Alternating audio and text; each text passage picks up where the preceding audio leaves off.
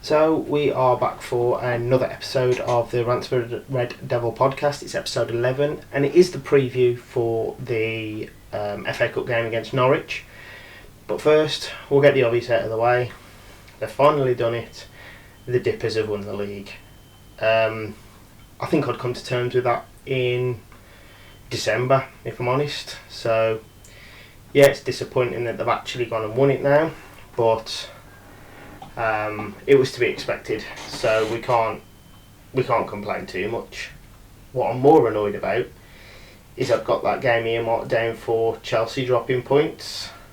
Whether we catch them now, because I think they'll catch Leicester. Whether we catch them now is another thing. I think we'll catch Leicester still, but whether we'll get that third spot is another matter now after that.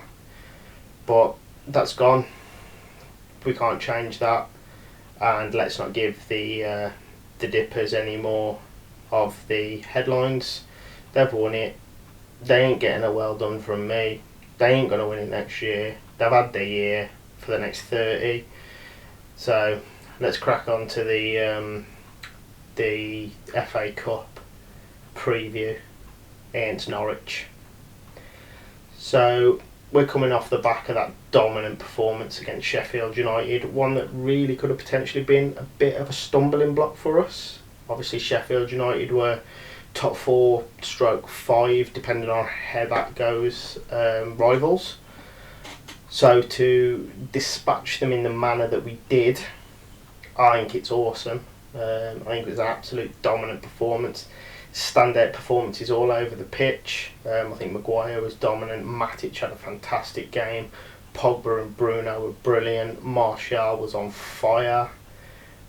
So yeah, it's a good performance to be coming off the back of going into the FA Cup, the quarter final I think it is. So it's probably the best preparation that we could have had. Getting a result like that against a potential rival for European football. Now going into the Norwich game, obviously they're not playing well. They haven't looked good really at any point this season, pre or post lockdown. So again, I think we'll progress. I don't see an issue with us beating them. I think we'll definitely progress to the next round. I'd be very surprised if Norwich managed to get anything from that game. So, I mean, in terms of starting 11, I think it's going to be, and Ole Gunnar Solskjaer has pointed to this, there's going to be some changes. Obviously, the game's coming thick and fast. So, I predicted 11 for the game against Norwich is a change in goal with Sergio Romero taking the gloves. Obviously he's been the sort of cup competition keeper, so I think he'll keep his place for that.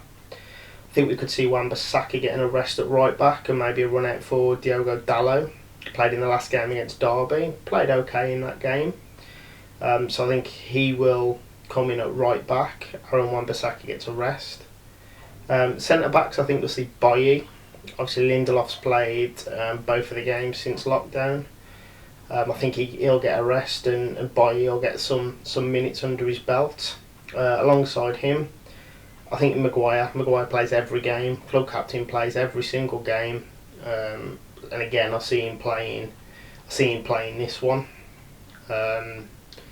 Left back, again I see a change at left back. I think Brandon Williams will get some minutes. Again, Shaw played both games since lockdown.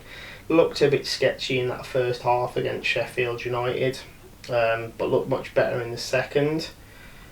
But I think Brandon Williams will get some game time. Hasn't played since Project Restart began, so I think he'll get some minutes in the FA Cup. I think we'll see the return of Fred and McTominay.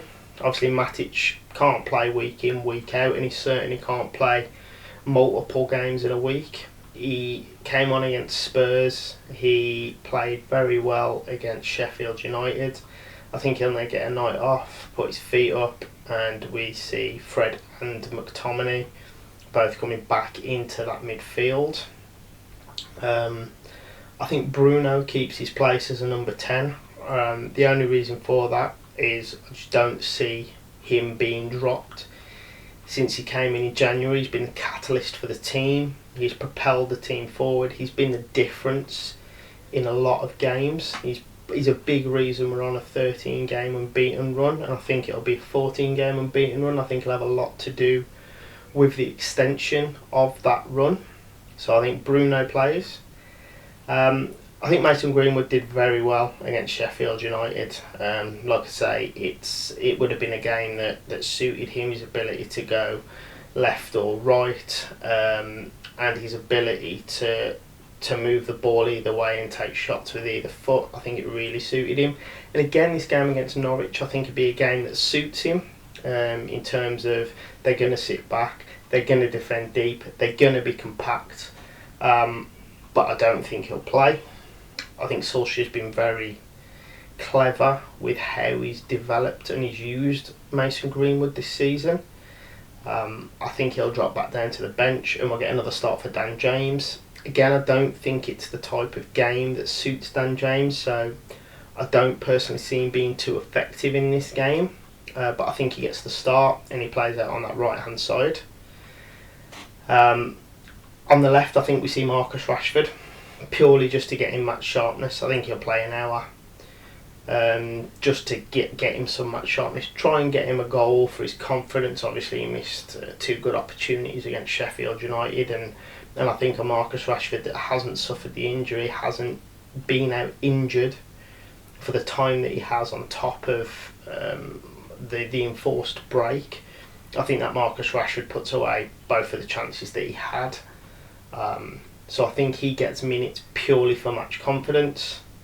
And up top, despite a hat-trick and an absolutely wonderful performance, a proper number 9 performance where he was in the box more than not, I don't think Martial plays. Again, I think he gets a night off, he gets a well-deserved break, and Igalo comes into that starting lineup, as he did against Derby.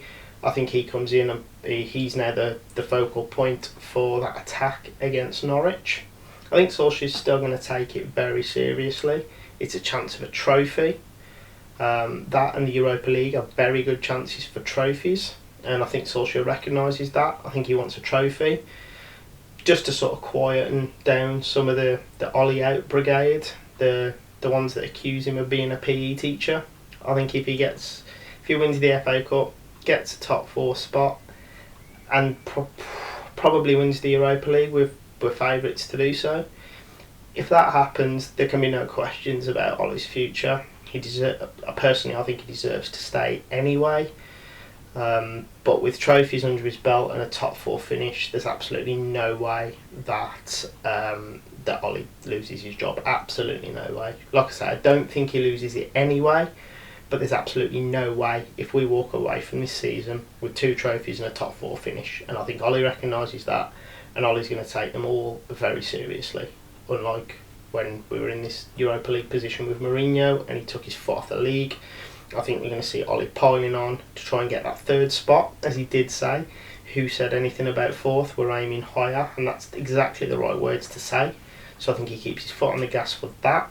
I think he recognises the FA Cup is a real opportunity for a trophy, especially as there's no teams left in it that we should really worry about, other than, I think a few people have said it, as daft as it sounds, Arsenal. They're that bad that they could beat you.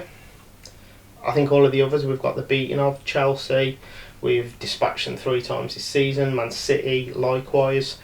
I don't think there's anything to worry about in that FA Cup, and I think it's ours for the taking.